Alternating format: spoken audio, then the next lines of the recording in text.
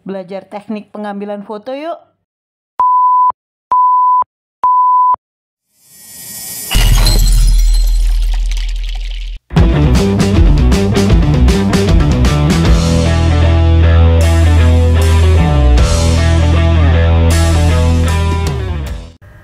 Subscribe dan tekan tombol loncengnya ya. Terima kasih. Assalamualaikum warahmatullahi wabarakatuh. Anak-anak, kembali kita dalam pelajaran fotografi. Anak-anak, dalam menguasai ilmu fotografi, kalian juga harus menguasai tentang teknik pengambilan foto. Dengan mempelajari teknik pengambilan foto, kalian sudah tidak bingung lagi apabila ada permintaan foto-foto dari pelanggan kalian. Kalian bisa mengeksekusinya langsung. Tapi ingat, belajar teori pengambilan foto memang penting, tapi pengalaman di lapangan jauh lebih penting. Dan kalian harus tetap belajar referensi-referensi foto yang ada di medsos atau kalian googling sendiri. Tanpa referensi, biasanya kalian kurang kreatif. Selain referensi, kalian juga harus mempunyai jam terbang yang tinggi. Semakin kalian sering praktek, maka kalian akan paham. Karena kalau kalian nggak pernah praktek, kalian akan bingung sendiri mau ngapain sih ini. Karena teknik-teknik teori biasanya sebagai modal untuk pemula. Tapi jika kalian mahir, sangat dimungkinkan kalian bisa menemukan teknik-teknik pengambilan foto yang baru dan sesuai kebutuhan kalian. Contohnya kalau kalian fotografi untuk binatang, tentu sangat berbeda dengan teknik ketika jenis fotografi wedding. Makanya dengan kalian banyak berlatih, maka kalian akan makin expert di jenis fotografi yang kalian tekuni. Yuk kita mulai. Apa sih teknik pengambilan foto? Yang pertama adalah kamera shot. Ingat ya, bukan shoot, tapi shot. S-H-O-T. Kalau shoot itu S-H-O-O-T. Kamera shot adalah dalam produksi video maupun film, jenis-jenis shot dalam pengambilan gambar yang biasa digunakan sebagai acuan para tim produksi. Setiap jenis shot tersebut memiliki fungsi sesuai dengan isi pesan yang ingin disampaikan melalui bahasa visual. Kemudian apa sih kamera angle? Bukan kamera angle ya, tapi kamera angle. Salah satu cara yang dilakukan untuk menyampaikan pesan melalui penempatan kamera pada sudut dan ketinggian tertentu. Kamera angle atau sudut pengambilan foto bukan hanya masalah teknis semata, tetapi juga berbicara banyak hal yang menghasilkan nilai dramatik dalam sebuah pandangan yang dapat mempengaruhi emosi penonton. Mungkin masih sedikit bingung ya atas pengertiannya, yuk kita lanjut pada penjelasan berikutnya. Kamera shot terbagi menjadi 14.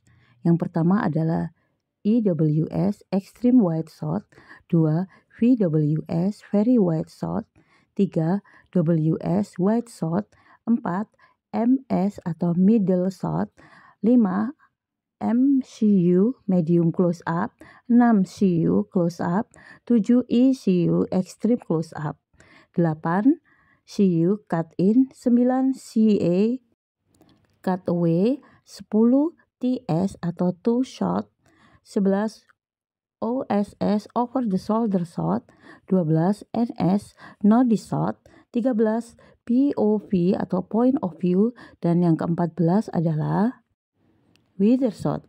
Yuk kita jelaskan satu persatu. Kita jelaskan apa itu EWS. Extreme Wide Shot merupakan tipe shot yang digunakan untuk menunjukkan sebuah lingkungan di mana subjek atau foto atau film berada. EWS dipakai untuk membangun suasana sebuah adegan. Terkadang subjek hampir tak tampak dalam visual karena penggunaan sudut pandang lebar dan ekstrim. Jadi extreme wide shot digunakan untuk fotografi atau pengambilan syuting film untuk menggambarkan pemandangan yang ada tanpa manusia sedikit pun.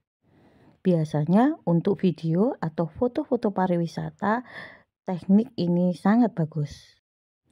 VWS atau Very Wide Shot. Very Wide Shot ini lebih sempit dibandingkan EWS. VWS masih memungkinkan untuk mengambil banyak subjek dalam sebuah frame meskipun belum ada penekanan. VWS masih dalam rangka membangun suasana lingkungan di mana subjek berada.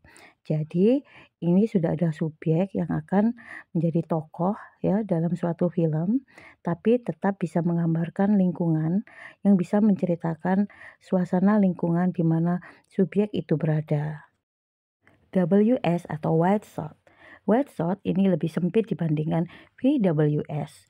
Dalam WS, subjek sudah dapat diidentifikasikan dengan jelas karena telah memenuhi frame gambar meski terdapat jarak di atas kepala dan di bawah kaki yang disebut ruang aman agar lebih nyaman untuk dilihat. WS sering juga disebut dengan long shot, full shot, dan total shot, di mana subjek ditampilkan secara keseluruhan. Jadi, kalau di dalam fotografi, alam bukan yang utama, jadi subjek sudah terlihat seluruh badan. Ini berarti alam sekitar adalah sebagai pendukung suasana untuk menceritakan karakter dari subjek yang kita angkat. MS atau medium shot. Medium shot merupakan tipe shot yang menunjukkan beberapa bagian dari subjek secara lebih rinci. Pada subjek manusia, MS akan menampilkan sebatas pinggang sampai atas kepala. MS lebih memiliki ruang untuk memberi keleluasaan subjek dalam bergerak, khususnya untuk mengekspos reaksi dan emosi subjek.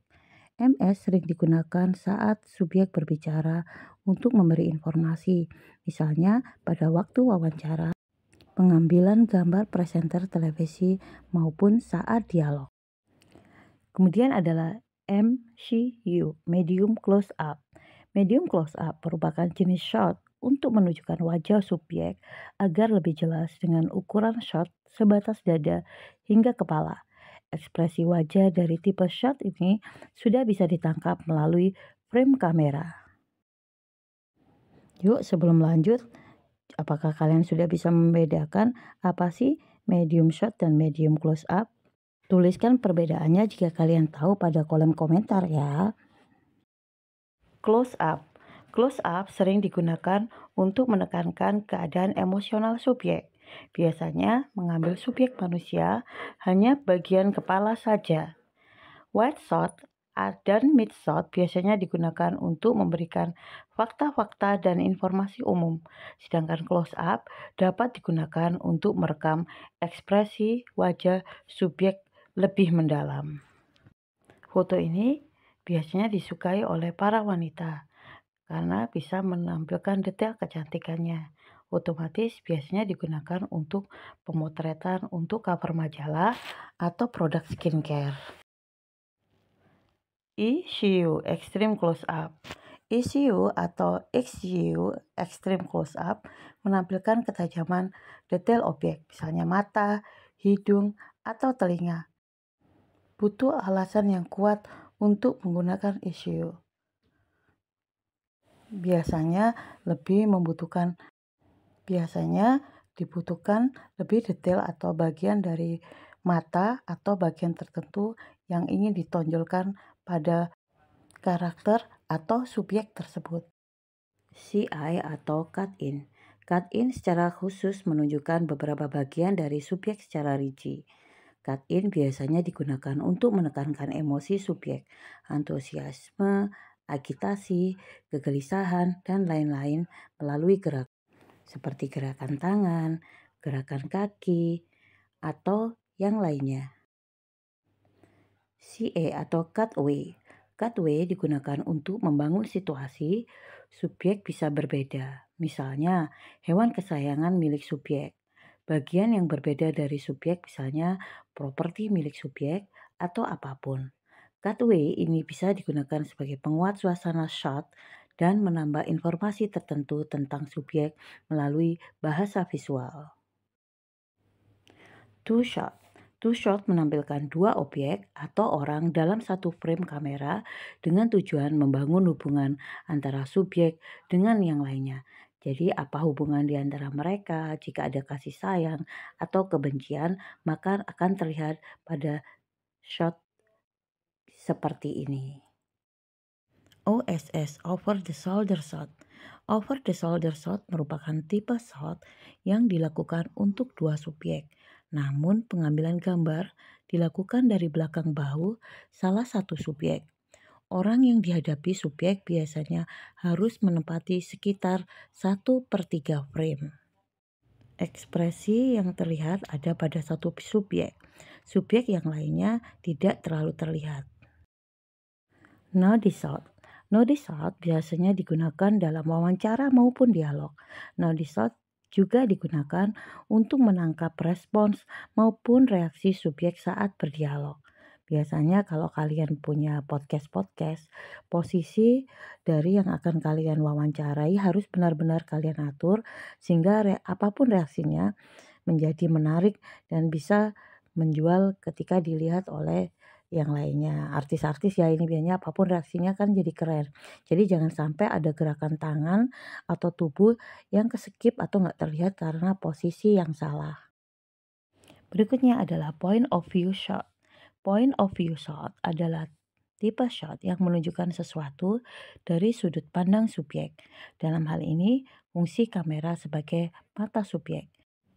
Jadi seakan-akan kamera adalah subjek yang apa yang dilihat subjek adalah jadi tujuan dari pengambilan kamera tersebut. Weather shot. Weather shot menjelaskan tentang cuaca di mana subjek berada. Terkadang weather shot juga digunakan untuk mewakili suasana hati subjek.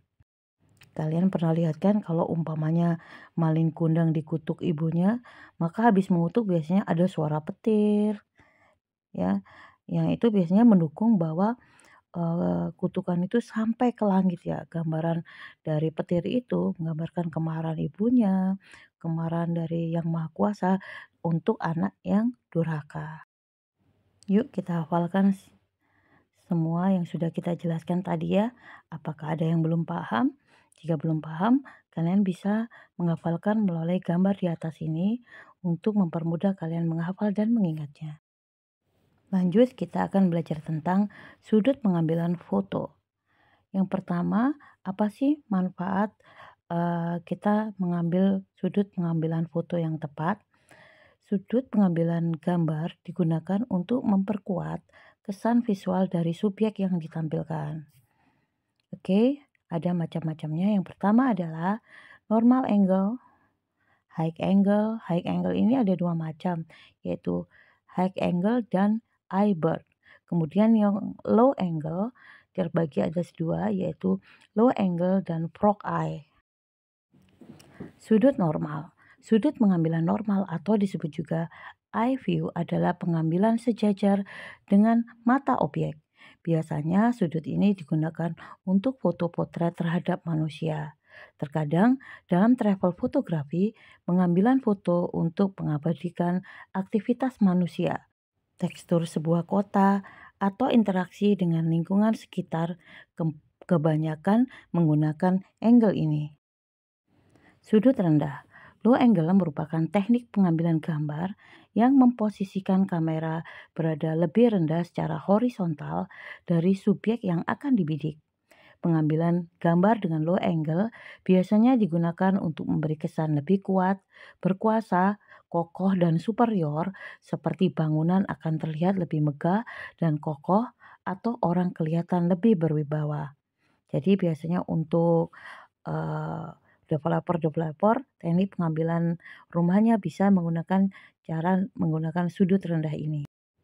Dan untuk menggambarkan orang yang sangat berkuasa, sombong, arogan, dan lain sebagainya juga bisa menggunakan sudut pengambilan rendah. Frog eye.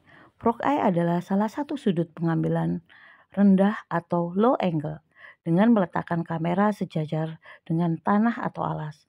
Hal ini biasanya digunakan untuk memotret objek yang posisinya berada di atas tanah atau memberi kesan ketinggian saat levitasi ataupun jump shot. Sudut tinggi. Sudut pengambilan tinggi atau high angle untuk lebih memperlihatkan kelebaran elemen-elemen pendukung objek di dalam suatu frame. Kesan dari penggunaan sudut pengambilan foto ini akan memberikan kesan kecil atas objek foto, Pemanfaatan pengambilan foto dengan high angle juga menghasilkan foto yang berbeda. Misalnya saat mengambil foto keramaian, pasar, jalanan, atau lalu lintas di sebuah sungai. Bird eye menggunakan sudut pengambilan ini sebagai fotografer, kita bisa memberikan kesan yang luas dalam foto yang kita hasilkan, ibarat penglihatan seekor burung. Memotret dengan sudut pengambilan ini digunakan untuk membuat foto tentang suatu daerah, perkotaan, ataupun menggambarkan landscape. Yuk kita berlatih apakah materi tadi kita sudah memahaminya. Kita coba ya, soal nomor 1, coba lihat gambar ini. Apa jenis shot, angle, dan kesan dalam foto ini? Nanti jawab di kolom komentar ya. Jadi gambar ini adalah soal nomor 1. Ini adalah soal nomor 2. Apa jenis shot, angle, dan kesan dalam foto ini? Soal nomor 2 ya. Jawab di kolom komentar. Yang ketiga, soal yang ketiga, kalian lihat apa jenis shot dan angle dan kesan dalam foto ini. Oke, lanjut soal keempat, sama apa jenis shot, angle, dan kesan dalam foto ini. Berikutnya, lanjut soal kelima, pertanyaan sama, jenis shot, angle, dan kesan dalam foto ini. Soal keenam, pada lihat bangunan ini, apa jenis shot, angle, dan kesan dalam foto ini. Ini soal ketujuh, lihat gambar ini ya. Apa sih jenis shot, angle, dan kesan di dalam foto ini? Terakhir, soal ke-8. Amati ya. Oke. Saya tunggu jawaban kalian, berikan nama terang, kelas, dan nomor absen, kemudian jawaban nomor 1 sampai 8. Terima kasih. Wassalamualaikum warahmatullahi wabarakatuh.